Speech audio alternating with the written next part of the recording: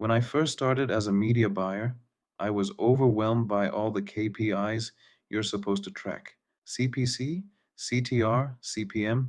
Do we really need to follow up to 10 metrics? The truth is, yes, and sometimes even more. But here's the good news. Once you understand these metrics and use them smartly, they become your best friends for optimizing campaigns. Today, I'm going to break down the essential KPIs for meta ads, share practical benchmarks, and show you how to use them effectively. Let's get started.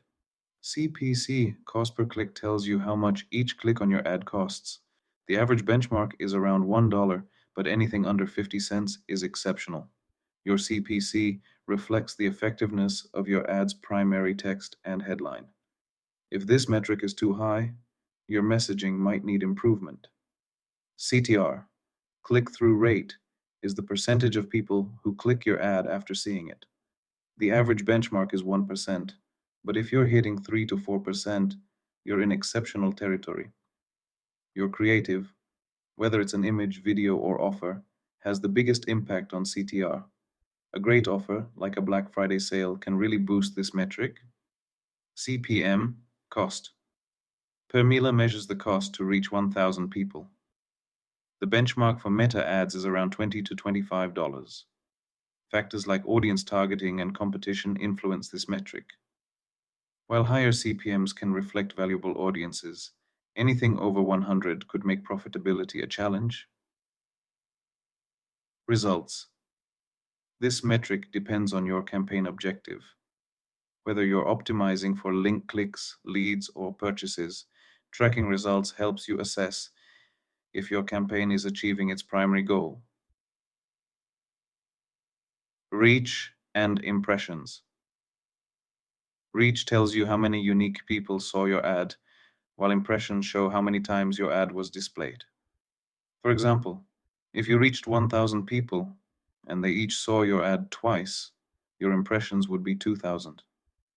Frequency shows how often, on average, people are seeing your ad. It's calculated as impressions divided by reach. For most campaigns, aim to keep your frequency under 5 to 10 times to avoid audience fatigue. Higher frequencies are common for smaller audiences or retargeting campaigns, but watch out for overexposure. Link clicks versus landing page views.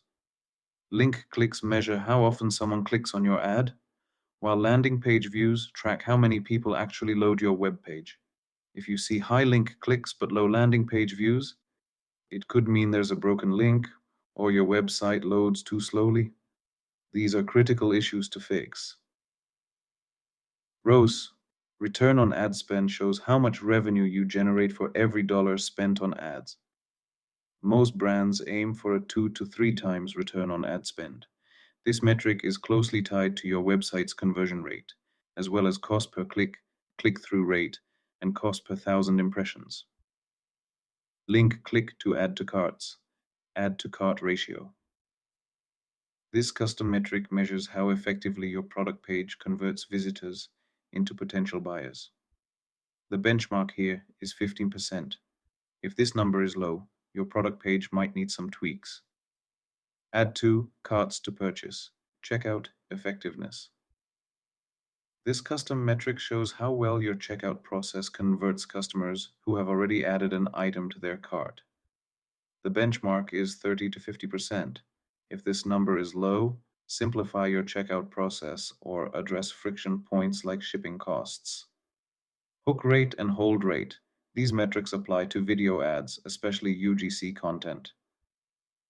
Hook rate, the percentage of people who watch the first 3 seconds of your video, aim for 25% or higher. Hold rate measures how engaging your video is overall. Again, 25% is a solid benchmark. If these numbers are low, revisit your creative to make it more engaging. Tracking these KPIs is essential for identifying bottlenecks and optimizing your meta ads. But this is just the start. Want to dive deeper and get even more insights? Join our Skool group for exclusive tips, expert strategies, and a thriving community of marketers. We're all about helping you crush your meta ad goals. Don't just run ads that perform. See you in the group.